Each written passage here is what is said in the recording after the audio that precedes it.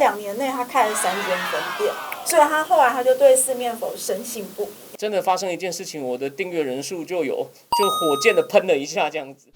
Hello， 大家好，欢迎收看这集的闹着地球聊，记得去我们 Podcast 订阅点赞。好，我们今天这集要讲的就是充满神秘色彩的东南亚信仰。那我们都知道，东南亚它其实是一个地形比较破碎，那文化也相当多元的地区，那也反映出他们的宗教信仰上每个地区都有很大的差异。但是呢，虽然说泰国我们会认为说它是佛教国家，或者是说像缅甸，但其实他们更重要影响他们社会文化是他所谓的泛灵信仰。那大家应该台湾很多人都去过泰国啦，因为这是我们每年排名前5名的出国旅游大众的国家，其中的就是泰国。所以大家去到泰国，应该是首先会去到四面佛啊，那可能会有人知道去到那个鬼妻娜娜的庙。那为什么会说是泰国泛灵信仰很重要？那我们去到泰国会看到很多的寺庙。那如果一般你进去是供奉佛祖啊、神明这种的佛寺，叫做阳庙。那如果是其他的庙，就是所谓的阴庙。最有名的就是那个鬼妻娜娜庙。那鬼妻娜娜庙，大家有没有看过《幽魂娜娜》？听过。对，《幽魂娜娜》其实拍的就是鬼妻娜娜的故事。那我大概简单的讲一下，这个鬼妻娜娜她的故事呢，大概在泰国是大家耳熟能详。那这个就是说，相传在帕卡南的小镇河边呢，娜娜本来跟她的老公麦克过着幸福快乐的日子。结婚不久之后呢，娜娜就怀孕了，没有想到在怀孕之后，老公就突然被国家征召跑去当兵了。当兵之后，老公就音讯全无。那娜娜每天就站在河边，捧着她的怀孕的大肚子，等着老公回家。但到了她生产那一天，老公都还是没有回家，而娜娜就难产死掉。她死了，她的小孩也死了。那等到过了很久之后，麦克回来了。麦克在远远的就在河边看到娜娜抱着小孩在等他。那一家3口就过着幸福快乐的日子。然后有一天，麦克的朋友受不了，就说：“麦克，你老婆早就死了。”好，那这个时候娜娜就很生气，觉得这个朋友坏了他的好事，他就决定要对这个村子里面的村民做报复，所以杀害了很多人，就变一个立国。那后来呢，村民就找来高僧降服了娜娜，那就把娜娜鬼魂请到这个庙里面去供奉，所以就有这个所谓的鬼妻娜娜庙。那这鬼妻娜娜庙，如果大家有去过曼谷，它在那个空铁苏库比线的大概比较后面的几站叫安努站。安努站出来之后，大概走个不到10分钟就会到鬼妻娜娜庙。那因为鬼妻娜娜她是一个女性嘛，所以呢，很多人是去那边求姻缘、求子。那据说非常的灵验，连泰国当地人都很相信她。然后鬼妻娜娜最讨厌什么样的人呢？她最讨厌花心男。所以如果女孩子你带去求姻缘的男孩子，他本身是个花心男，这个花心男据说就会有很不好的下场，所以要很小心。那这个是泰国的一个民间，就是如果说要讲他们泛灵信仰，这种就是一个泛灵信仰，其实跟台湾的民间信仰也蛮像的。那包括就是说你有去过泰国，你也应该也知道说，像泰国很流行佛牌啊、护身符啊，这个对不对？对，但在我们讲比较接地气跟庶民生活观前，我补充一点比较深的学术背景。其实我觉得在东南亚，耶鲁大学有个人类学家叫 James Scott， 他写过一本书，我不是要长篇大论哦，叫《不受统治的艺术》，就是指因为东南亚，如果你去看地图，泰国、缅甸它有很多山区，那有些那种人他想要逃避国家的统治啊，他就会跑到山上去，甚至连文字都弃绝，然后他们就会慢慢发展出一些自己很特别的文化。然后你说的那些属灵的东西呢，可能就是久了以后还是又传回来。所以呢，在泰缅寮这边呢，都有这种，就很多这种东西。当然，它会慢慢跟那个佛教结合嘛。对，所以没有错。我举个例子，在泰国有一个省啊，它叫做洛坤府，他们的寺院啊，因为做一个叫护身符的东西呢，在泰国一下子变成叫洛阳纸贵。那个如果中文叫做折度金护身符，它是如果泰文，对不起，我叫它叫做Jatukan Ramathat 护身符，这是2个神，他们是保护泰国一个南部一个很有名的庙叫马哈泰寺的神的护身符。那这个护身符呢，它在2006年最早是泰国在这个我刚刚说的这个洛坤府有一个少将警察，他叫做 Fantarak Rajadi， 他在100岁的时候死掉，然后呢，因为他活很久，然后他当警察是个很勇敢的警察，然后而且他身上就带着这个护身符，然后呢，他死的时候就有几千个人去参加他的葬礼，而且包括谁？包括现在的泰王瓦吉拉隆功也去了，就有人发给那个来的参加葬礼的人都一个这个护身符，然后呢，大家就开始这个东西到泰国间流通，然后大家就开始传说，只要带了这个东西以后啊，你就会有各种好事、神奇的事发生在你身上啊。然后这个护身符大家就开始抢购，结果呢，其实它本来根本就是一个粘土做出来的一个小盘子，然后呢，后来大家开始抢购以后，就会推出各种系列，什么发大财系列啊，跟天神一样有钱啊，然后最老的版本就是可能类似最早这个警察带的版本，一个可以在2007年就可以喊到100万泰铢一个这样的护身符。后来到2007年啊，他说全泰国大概有3000万个像这个以这个寺庙一开始这种系列商品这样出来，然后呢，在2007年大概就卖了220亿泰铢的这个商品。那当然，它的社会背景就那时候泰国其实处在一个比较就是社会经济发展的不是很顺，人们觉得很不安全，就带这个东西像一个安慰剂，他就觉得很棒。我觉得这样听起来啊，因为佛教它的教义是要超脱我们现在的融合，然后还有一个因果循环。对。那佛教它其实是一个非常就是注重修身养性、做好事，去一个修炼，然后达到那个觉悟的境界。那对于一般的泰国民众或是东南亚的民众来讲，他们其实在这个环境下，应该说很多山嘛，那热带雨林，然后岛型破碎，所以他们的那个经济发展条件相对来讲比较差，所以他那些泛灵信仰可能就会变成他在佛教的教义上面没有办法得到安慰的世俗愿望上的一个寄托。对啊，其实好，我们再讲深一点，其实但泰国的佛教太重要，所以它很早就被政治收编。他们的和尚啊叫僧伽嘛，那个有点像个公务体系，你在里面慢慢爬可是呢，就变得很腐化。那个在90几年就有一个僧伽被发现，他一天到晚去妓院跟未成年少女发生关系，然后也去夜店，就只好跑去美国。可是呢，在乡下就很多僧侣，他们是拒绝被这种正统的国家收编。他们在当地呢，就还是他们的冥想啊，或者是他们觉得他们会成仙成佛的，或者是他们会做一些魔法的仪式啊，还是很受一般人的欢迎。尤其是所以说他说，其实泰国当初在国家中央收编僧侣啊，就是东北跟北部的当地的僧侣就拒绝被收编，然后他们就继续发挥他们的影响力，而且就是我说那个比较偏的地方，他们就混了很多那种泛灵的东西，然后就有很多很奇妙的传说，或者是觉得是被认为有神力这样子。不过你刚刚讲那个僧侣很腐败，你知道泰国有一个统计数字显示，他们的僧侣有大概48% 是过胖的。可是呢，小乘佛教其实有规定，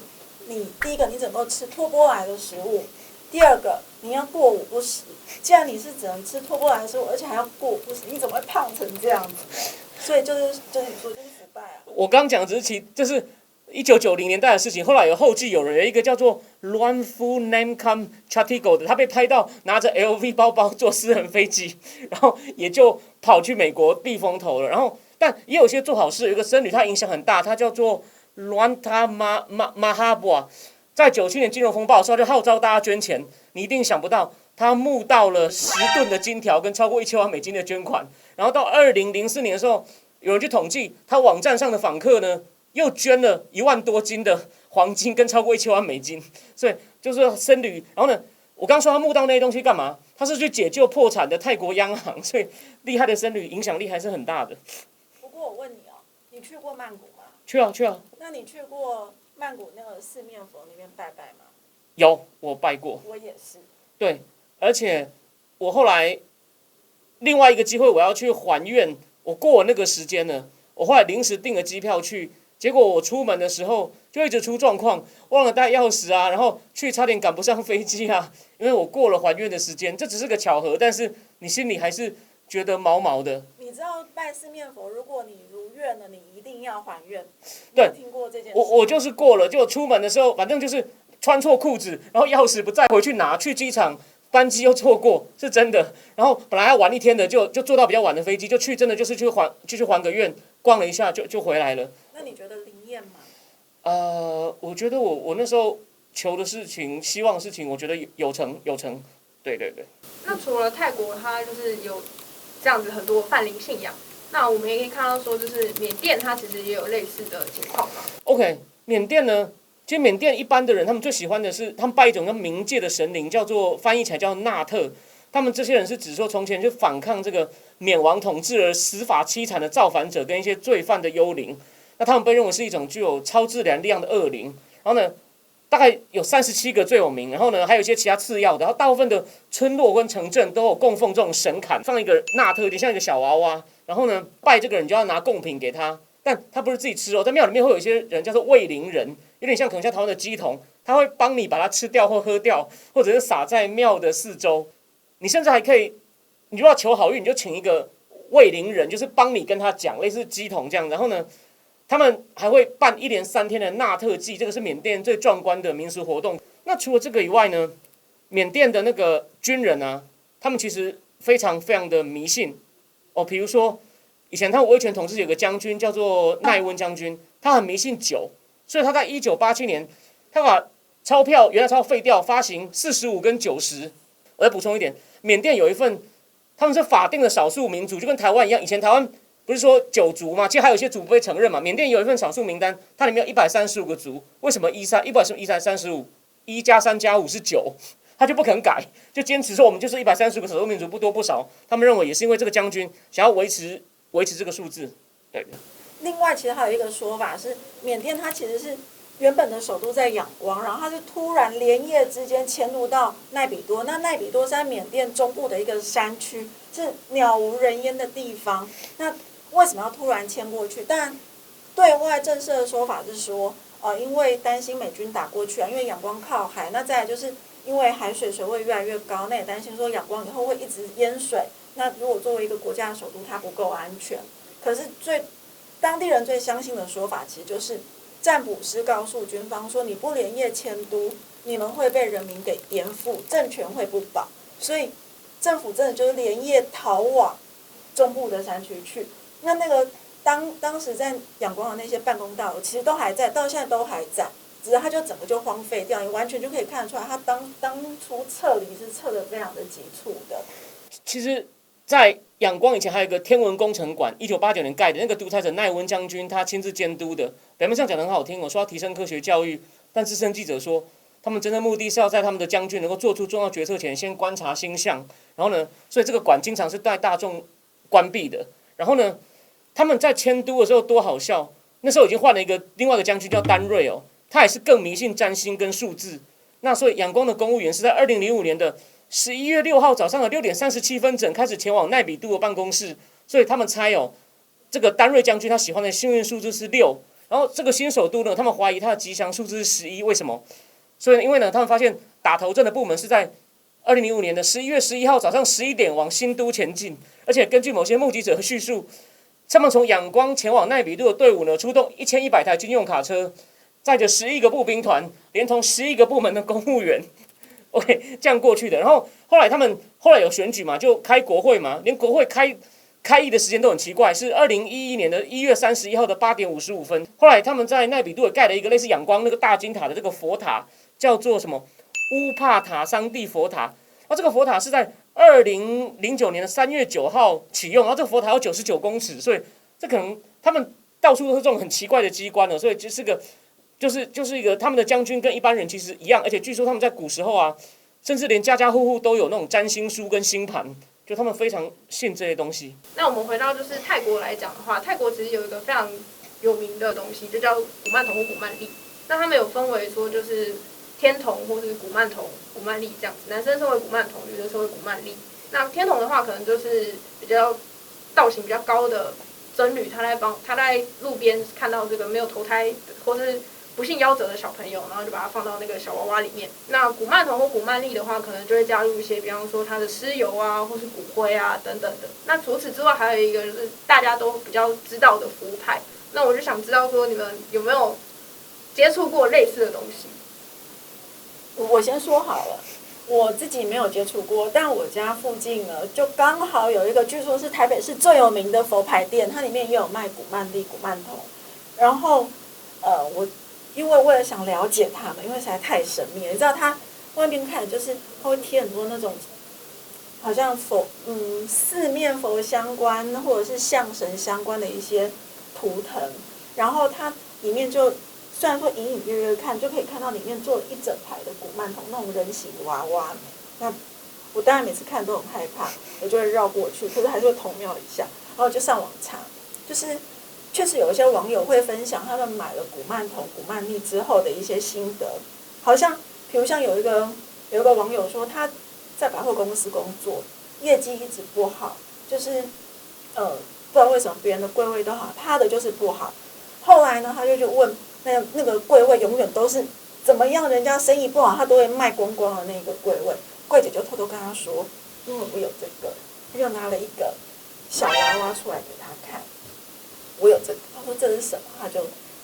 对他那个偷笑了一下。他说有了这个之后呢，我再也不用担心我的业绩了。那反正意思就是说，他养了这个古曼童，他可以对他许愿。那对他许愿，他就是对他们这个做销售的人来说，他就是要业绩长红嘛。可是你还是要回馈他一些东西，譬如你每天要喂他吃东西，譬如像饼干啊、糖果啊，甚至还要帮他换衣服。他甚至帮他准备不同套的衣服，每天帮他更换，有时候会带他出去散步啊，干嘛的，就真的当做一个小孩在养。但是据说，养这种供奉这种古曼童、古曼丽，其实是有可能会被反扑的，因为据我那个朋友说，这个柜姐后来不知道为什么气色就越来越差，你就看她的脸色越来越苍白，然后她也常说她自己身体不舒服，可是没有来由的不舒服，怎么样都检查不出来。然后后来因为太常请假，突然有一天这个人就不见了，也没有人知道他去哪里。所以我在想，他是不是还是要有一些小心的地方？有什么神秘的力量？这样觉得毛毛的吗？对，可能。但是我是有看到一个介绍，是说，就是古曼童跟古曼丽他们的里面的主要供奉的那个小朋友嘛，他其实就是可能不幸流产啊，或是夭折的小孩子。那对于泰国的信仰来讲，他们就会觉得我是要做功德，我下辈子才能投好胎。那这些小朋友，他都年纪太小了，他没有办法积到什么功德，他们的灵魂可能就没有办法在下一世的时候就是我达到一个好人家，甚至没有办法做人。所以供养古曼童和古曼丽，其实是在帮他累积功德，也是帮助他能够到更好的世界去。那你就要去遵守就是泰国真人的戒律，比方说泰国真人他有一些不能吃的肉，比方说老虎肉啊、孟加拉虎肉、豹子肉、狮子肉、鳄鱼肉。可是我们平常很难拿到老虎肉吧？要去哪边拿老虎肉呢？可是我觉得对他们来讲，这些可能是也是泛灵信仰一部分呢、就是这些动物他们是代表一个强大的力量嘛，代表一个比较神圣的，比方说像大象啊、佛陀的坐骑之类的，他们就会觉得这个你是不可以给真人吃的。那所以古曼童跟古曼丽，你在给他食物的时候，你就要遵守这些戒律。那你也不可以用自己的血去喂养他，因为对于这些小朋友来讲，就是你就是在破坏他的功德，所以他当然也就会怨你，就有可能会被反噬。可是要是你的话，比如说你会为了要业绩长红之类的，或者是增加粉丝而去供奉这些古曼童或古曼丽或者是佛牌吗？有一次我在网络上就看到有一个人他会介绍一些泰国的法事，然后有几种，我就有帮我感情不顺的朋友先问，他就直接问我说：“你朋友有没有堕过胎？”然后他没有，所以说他们好像真的很重视这种事情。然后呢，我也就问过他说，有一个那时候我有一个直播频道要开嘛，就提升人气的，然后我就听起来不贵，我就抱着好玩的心情就试了一下，结果大概就他会给你看照片，就是他帮你做一些法事，那看起来那不是写法，他都给你看全程，远端的，你就是付了钱后，他会给你写你名字的东西，然后就放在一个祭坛上有蜡烛，然后他就念了，但你听不懂他在念什么，但看起来是个正常的庙啦，然后他就在那边念经，然后呢，大概2个礼拜后，真的发生一件事情，我的订阅人数就火箭的喷了一下，这样。我没有说就是我并没有觉得我以后什么事都靠他，但我觉得就蛮有意思的，这是我一个人生有趣的小插曲，这样。但是说到那个拜四面佛，我有一个朋友，当初为了要创业，他那个时候就是他离开公司，因为做的不愉快，然后他想要自己创业，开个服饰店什么，他心里很忐忑不安，他就去拜了四面佛，还真的求了愿。他求的愿是说，他会再回去还愿，然后他会捐一笔钱给慈善机构，他不一定要捐钱给四面佛，他会捐给慈善机构。结果他只花了不到2年的时间，他本来从那个就是一个小店，东区的一个小店做起，但2年内他开了3间分店，所以他后来他就对四面佛深信不疑，他觉得真的超灵验的。我引用人类学家说法，就是这种泛灵，他们是在另外一个体系里面孕育出来的智慧。那些山上的民族，他不习惯像我们用文字写下来，可是这并不代表他们也发现了一些世界运作的原理。那不是我们那种每天从小活在都市里面乖乖上学的人能理解。当然，他放到商业社会来，可能有些诈骗或有些纠纷，但你也不能完全去否定它。就好像台湾的原住民，他们那种对自然的理解也是有它的一定的道理的。我认为你从更广的角度来看是这样子的。所以从这里来看，就可以看得出来东南亚的民俗信仰，小至他们明天会不会中乐透，中至就是他们的感情生活，上至他们的政治，其实都深深受到影响。那跟台湾也有很多相似的地方，但我们还是要保持一个就是正派的心、善良的行为，我们才能就是走得远、行得久。所以，这样子，我们下周再见，拜拜。